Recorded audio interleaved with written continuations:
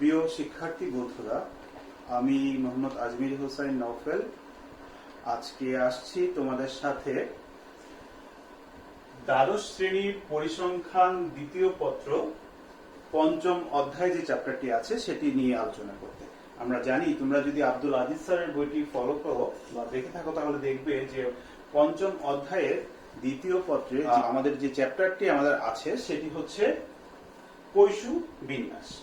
তো আজকে আমরা আমাদের এই পৈশু বিন্যাস নিয়ে আলোচনা করব, সাথেই থাকো, আমরা ক্লাসটি শুরু করছি। যে পৈশু বিন্যাস হচ্ছে, আমরা জানি যে আমাদের দুই ধরনের বিন্যাস রয়েছে, একটি হচ্ছে বিচ্ছিন্ন চলকের বিন্যাস এবং আরেকটি হচ্ছে অবিচ্ছিন্ন চলকের বিন্যাস। আমরা জানি যে তোমাদের পাঠ্য বইয়ে দুইটি বিচ্ছিন্ন চলকের বিন্যাস আছে এবং একটি অবিচ্ছিন্ন চলকের বিন্যাস সম্পর্কে আমরা পড়ব। আর দুইটি বিচ্ছিন্ন চলকের বিন্যাসের মধ্য থেকে অলরেডি একটা লাস্ট ইয়ারলি পরীক্ষায় আমরা এটা পড়িয়ে ফেলেছি। আজকে তোমাদের যদি বোর্ডে লক্ষ্য করো তাহলে প্রথমে দেখতে পারবে যে আমি এখানে লিখেছি বিচ্ছিন্ন দৈর্ঘ্য চলকের বিন্যাস। আমাদের মনে রাখতে হবে যে পৈশু বিন্যাস হচ্ছে একটি বিচ্ছিন্ন দৈর্ঘ্য চলকের বিন্যাস। আচ্ছা, এখন আমাদের জানতে হবে যে পৈশু বিন্যাসটা কিভাবে আসলো এবং সেটা সম্পর্কে আমরা ডিটেলস জানবো। তোমরা যেহেতু আগেই দ্বিপদী বিন্যাস সম্পর্কে জেনেছো, মনে রাখতে হবে যে দ্বিপদী বিন্যাসেরই একটি সীমিত রূপ হচ্ছে এই পৈশু বিন্যাস, যা 1837 সালে একজন ফরাসি গণিতবিদ যার নাম ছিলেন স্যার সিমেন ডেনিস পৈশু, তিনি এটা উদ্ভাবন করেন এবং তার নাম অনুসারে এটিকে রাখা হয় হচ্ছে পৈশু বিন্যাস। আচ্ছা, এই হচ্ছে উদ্ভাবকের নাম, আমরা জানবো, এটা এমসিকিউর জন্য খুব ইম্পর্টেন্ট। এরপরে আমরা তোমাদের পাঠ্য বইয়ের প্রথম পৃষ্ঠাটি লক্ষ্য করো তাহলে আমরা দেখতে পারবো যে প্রথমে যে টপিকসটা রয়েছে সেটা হচ্ছে পৈশু চলক। তো আমাদের আগে জানতে হবে যে এই পৈশু চলকটা কাকে বলে। আচ্ছা, দেখো, একটি দ্বিপদী পরীক্ষায় আমি এখানে লিখে দিয়েছি, দেখো যে একটি দ্বিপদী পরীক্ষায় যদি প্রতিবার চেষ্টার সংখ্যা, আমরা জানি প্রতিবার চেষ্টার যে সংখ্যাটা সেটাকে n দ্বারা প্রকাশ করা হয়, প্রতিবার চেষ্টার সংখ্যা n এর মান আমি দেখো এখানে লিখে দিয়েছি ইনফিনিটি অথবা বড়। তার মানে প্রতিবার চেষ্টার সংখ্যা n এর মান যদি অনেক বড় হয়, প্রতিবার চেষ্টায় সফলতার সম্ভাবনা যদি খুব কম অথবা শূন্যর কাছাকাছি হয়, এবং এই n এবং p এর গুণফল যদি একটি সসীম ধ্রুবক হয়, সেক্ষেত্রে যে চলকটি পাবো সেই চলকটিকে আমরা বলবো হচ্ছে পৈশু চলক। আমরা যদি সেটাকে ম্যাথমেটিক্যালি বলি যে হচ্ছে একটি বিচ্ছিন্ন দৈর্ঘ্য চলক x কে তখনই পৈশু চলক বলা হবে যখন এর সম্ভাবনা ফাংশন, তোমরা জানো p of x দ্বারা সম্ভাবনা ফাংশন বোঝানো হচ্ছে, যখন এর সম্ভাবনা ফাংশনটা হবে এইরূপ যে e to the power minus m to the power x divided by x factorial। আমি আবার বলছি p of x equal to e to the power minus m to the power x divided by x factorial। এখানে মনে রাখতে হবে যে এখানে x এর মানটা হবে 0 থেকে শুরু করে ইনফিনিটি পর্যন্ত। এখানে x এর মানটা হবে 0 থেকে শুরু করে ইনফিনিটি পর্যন্ত, এবং এখানে যে m টা আছে এই m টা হচ্ছে পরামিতি। তোমরা পরামিতি সম্পর্কে আগেই ভালো করে জেনেছো এবং এই পরামিতির মানটা সব সময় শূন্যর চেয়ে বড় হবে, এই জন্য আমি লিখেছি m is greater than 0। এই হচ্ছে আমাদের পৈশু চলক। তো আমি আবার রিপিট করছি, যখন একটি দ্বিপদী পরীক্ষায় চেষ্টার সংখ্যা খুব বড়, প্রতিবার চেষ্টায় সফলতার সম্ভাবনা খুব কম এবং np এর মান একটি সসীম ধ্রুবক হবে, তখন সেই চলককে পৈশু চলক বলা হবে। তোমরা যদি তোমাদের পাঠ্যবইটি লক্ষ্য করো, পৈশু চলকের পরে দেখতে পাবে যে বিষয়টি সেটা হচ্ছে পৈশু বিন্যাস। একটা মজার বিষয় হচ্ছে এই পৈশু চলক আর এই পৈশু বিন্যাসটি বর্ণনাটার প্রায় একই ধরনের, শুধুমাত্র বলতে হবে যখন একটি দ্বিপদী বিন্যাসে, আমরা জাস্ট যেখানে বলেছিলাম দ্বিপদী পরীক্ষায়, ঠিক এই জায়গায় আমরা বলবো দ্বিপদী বিন্যাসে, যখন কোনো একটি দ্বিপদী বিন্যাসে চেষ্টার সংখ্যা n এর মান খুব বড়, প্রতিবার চেষ্টায় সফলতার মান খুব কম এবং চেষ্টার সংখ্যা ও সফলতার মানের গুণফল একটি সসীম ধ্রুবক হবে, তখন সেই বিন্যাসটাকে একটি পৈশু বিন্যাস বলা হবে। আমি আবার রিপিট করছি, যখন একটি দ্বিপদী বিন্যাসে চেষ্টার সংখ্যা খুব বড়, প্রতিবার চেষ্টায় সফলতার মান খুব কম অথবা শূন্য, এবং চেষ্টার সংখ্যা ও সফলতার গুণফলের মান একটি সসীম ধ্রুবক হবে, তখন সেই বিন্যাসটাকে আমরা একটি পৈশু বিন্যাস বলতে পারি। আমি যদি এভাবে তোমাদের লিখে দেখাই যে পৈশু বিন্যাস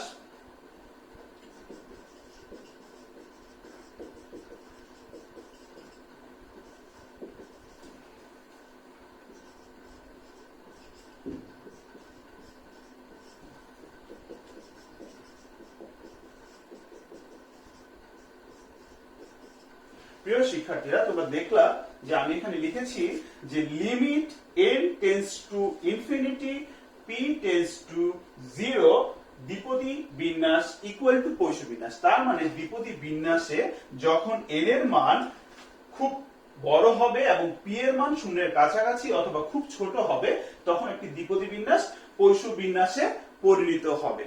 তোমরা তোমাদের পাঠ্য বইটি লক্ষ্য করলে খুব ভালোভাবে এই বিষয়টি দেখতে পারবে। আমার একটি বিষয় বারবার খেয়াল রাখতে হবে যে এখানে যেন তোমার লিমিটের মানটা ভুল না হয়ে যায়। লিমিটের মানটা সবসময় 0 থেকে ইনফিনিটি হবে এবং n ইজ গ্রেটার দেন বা পরামিতিটা শূন্যের চেয়ে বড় হবে।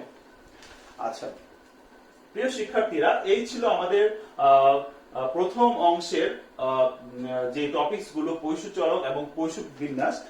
তো এই পৈশু বিন্যাসের উদাহরণগুলো তোমরা খুব ভালোভাবে পড়বে। আমি তোমাদের সুবিধার্থে দুই একটি উদাহরণ বলে দিচ্ছি।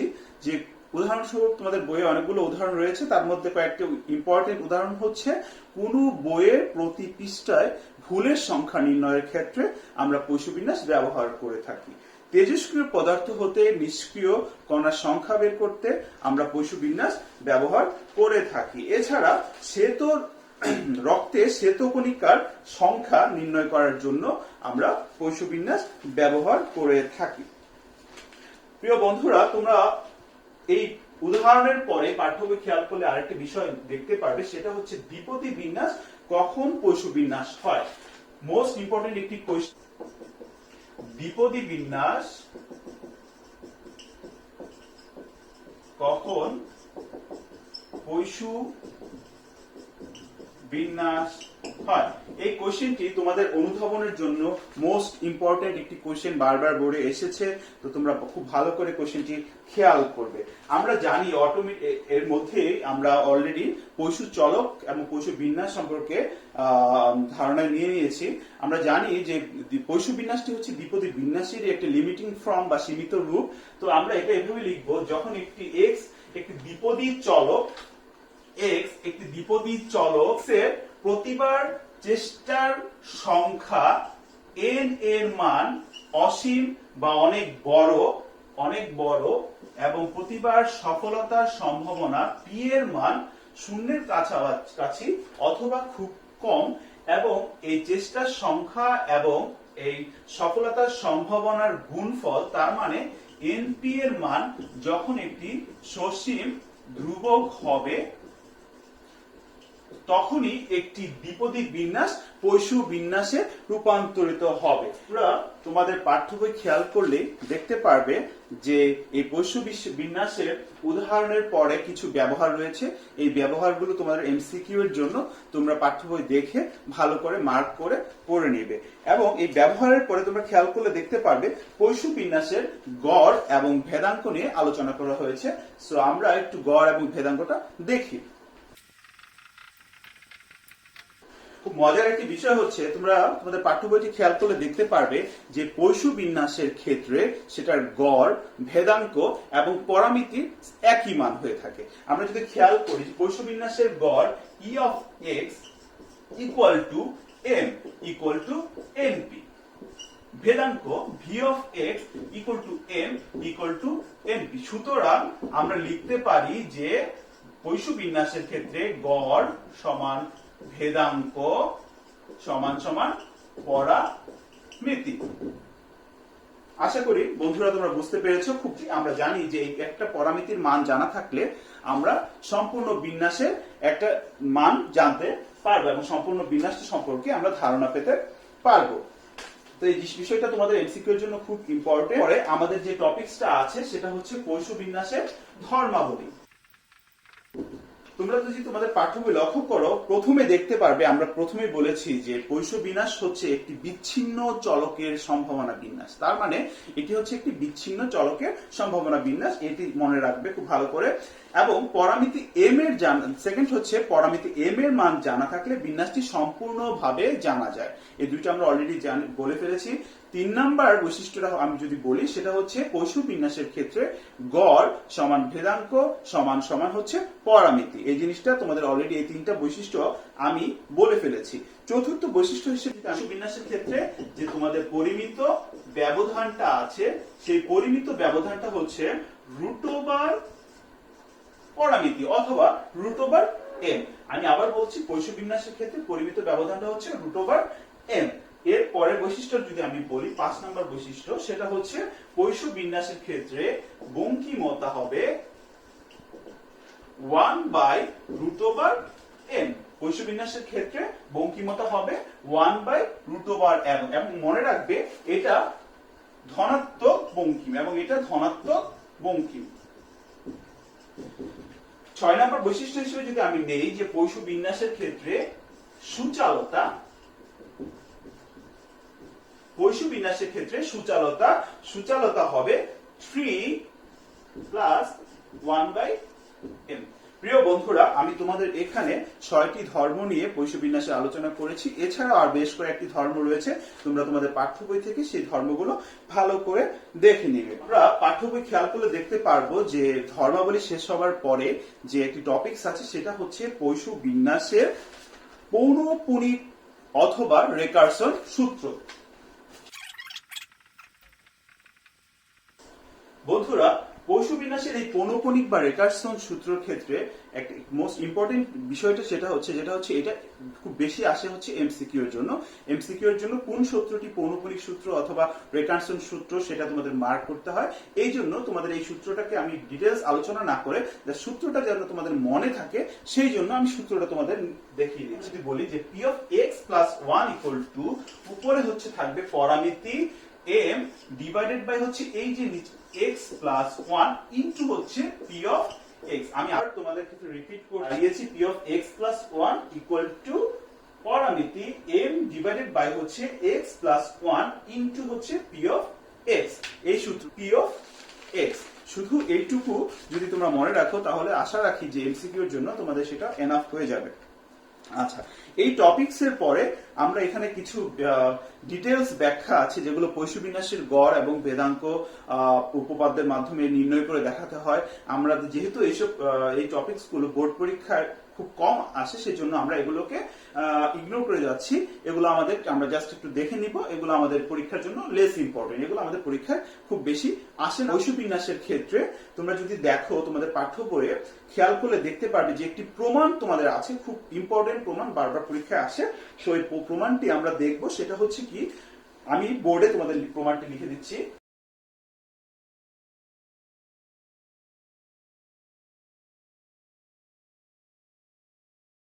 বন্ধুরা, তোমরা যদি এখানে বোর্ডে খেয়াল করো তাহলে দেখতে পারবে আমি এখানে লিখেছি যে প্রমাণ করো যে একটি পৈশ চলকের সকল মানের সম্ভাবনা যোগফল 1।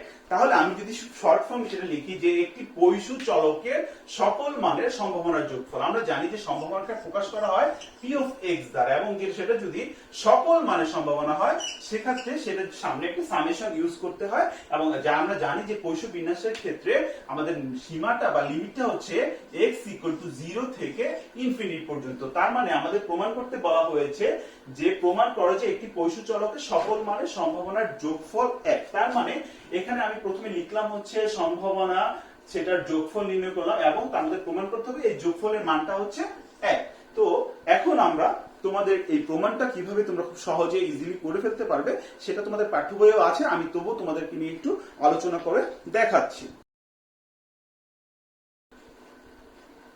বন্ধুরা, এই প্রমাণটা করার আগে একটি কথা আমাদের অবশ্যই লিখে নিতে হবে, সেটা হচ্ছে যে মনে করি x একটি পৈশু চলক ও এর পরামিতি m। এই কথাটা তোমরা লিখে নিবে। লিখে নেওয়ার পরে লিখবে যে পৈশু বিন্যাসে, আমরা জানি যে পৈশু বিন্যাসের সম্ভাবনা ফাংশন, আমরা জানি অলরেডি পৈশু বিন্যাসের সম্ভাবনা function p of x equal to e to the power minus m to the power x divided by x factorial, যেখানে x এর মান হচ্ছে 0 1 2 up to infinity এবং এর বা পরামিতির মান 0 এর চেয়ে বড়। তো এইটুকু লিখার পর আমরা যে কথাটা লিখবো, আমরা জানি সমস্ত সম্ভাবনা, আমি অলরেডি তোমাদের এখানে দেখিয়েছি, আমরা জানি আগে যে আমরা জানি সমস্ত সম্ভাবনার যোগফল। আমরা কি জানি যে সমস্ত সম্ভাবনার যোগফল, সেটাকে আমরা যে সম্ভাবনার ফাংশনটাকে যদি আমরা লিখি p of x, তাহলে সমস্ত সম্ভাবনার যোগফল হচ্ছে p of summation of p of x। যেহেতু এটি পৈশু বিন্যাসের ক্ষেত্রে আলোচনা করছি, সেখানে লিমিটটা হবে x equal to 0 থেকে ইনফিনিটি। তো এই লাইনটুকু লেখার পরে আমরা যেটা করব সেটা হচ্ছে এই p of x বা সম্ভাবনা ফাংশনের যে পৈশু বিন্যাসের ক্ষেত্রে যে সম্ভাবনা ফাংশনটি আছে তার মানটি আমরা এখানে বসিয়ে দেব। লিমিটটা তার জায়গায় ঠিক থাকবে, x equal to 0 থেকে ইনফিনিটি। আমরা জানি p of x পৈশু বিন্যাসের ক্ষেত্রে p of x হচ্ছে e to the power minus m to the power x divided by হচ্ছে x factorial। এই মানটুকু আমরা লিখে ফেললাম, p of x এর জন্য যে পৈশু বিন্যাসের যে মানটুকু আছে সেটুকু আমরা লিখে ফেললাম। এখন আমরা পরবর্তী ধাপে চলে যাব।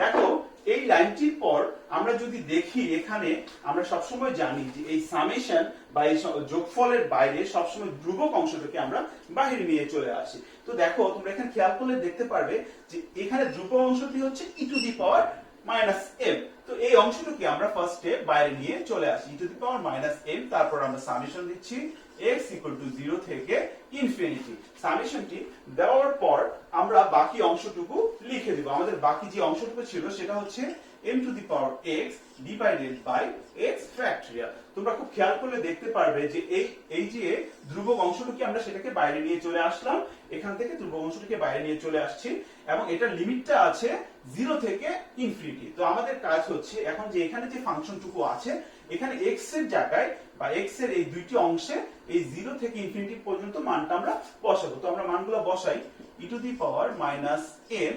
তো দেখো এখানে আমরা মান বসানোর ক্ষেত্রে আমরা একটা ফার্স্ট ব্র্যাকেট ইউজ করছি, যেহেতু আমরা মানগুলো বসাচ্ছি। প্রথমে হচ্ছে m টা যেহেতু আমাদের ধ্রুবক, এটার উপরে আমরা x এর প্রথমে 0 থেকে শুরু করলাম, 0 ডিভাইডেড বাই 0 ফ্যাক্টরিয়াল। তারপর হচ্ছে m এর মান 0 এর পরে আসে 1, m to the power 1 by হচ্ছে 1 ফ্যাক্টরিয়াল, তারপর হচ্ছে m এর মান 2 ডিভাইডেড বাই 2 ফ্যাক্টরিয়াল। এভাবে যদি আমরা মানগুলো বসাতে থাকি তাহলে আমরা ইনফিনিটি পর্যন্ত মানটা বসিয়ে যেতে পারবো। তো ইনফিনিটি পর্যন্ত মানটা বসিয়ে যাওয়ার পর তোমরা খেয়াল করবে যে আমরা এই পর্যন্ত ইনফিনিটি পর্যন্ত যখন আমরা মানটা বসাবো, সেটা একটা ফাংশন বা একটা সিরিজে চলে আসছে।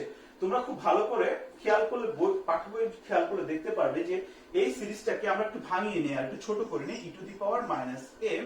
এটা যদি ছোট করি, যে দেখো m to the power 0, যেটার মান হচ্ছে আমরা জানি যে কোন কনস্ট্যান্টের উপর যখন আমরা 0 ইউজ করি সেটার মান হয়ে যায় হচ্ছে 1। তাহলে 1 বাই 0 ফ্যাক্টরিয়াল প্লাস হচ্ছে m to the power 1 মানে হচ্ছে m ডিভাইডেড বাই হচ্ছে 1 ফ্যাক্টরিয়াল প্লাস হচ্ছে m square divided by 2 factorial up to আমরা যদি যাই এভাবে ইনফিনিটি পর্যন্ত আমরা যেতে পারবো। তোমরা খুব ভালো করে পাঠ্য বইটি খেয়াল করলে অথবা আমার বোর্ডটি লক্ষ্য করলে দেখতে পারবে। এরপরে দেখো, এরপরে যে টপিকসটা নিয়ে আমরা আলোচনা করব সেটা হচ্ছে, দেখো এখানে e to the power m বা কনস্ট্যান্ট অংশটুকু আমাদের রয়েছে, আর বাকি রয়ে গেল এই বাকি যে ব্র্যাকেটের ভিতরে যে আমরা অংশটুকু রেখেছি ঠিক সেই অংশটুকু। এই অংশটুকু একটি সিরিজের অন্তর্ভুক্ত এবং এই সিরিজের মানটি হচ্ছে e to the power m। তো যেহেতু আমরা এভাবে লিখতে পারবো 1 plus m by 1 factorial plus m square by 2 factorial plus up to infinity equal to আমরা লিখতে পারবো হচ্ছে কি লিখতে পারবো, ই টু দি পাওয়ার এন। এটি হচ্ছে একটি সিরিজের সূত্রের অংশ। এইটু তোমরা মনে রাখবে, সহজে মনে রাখবে।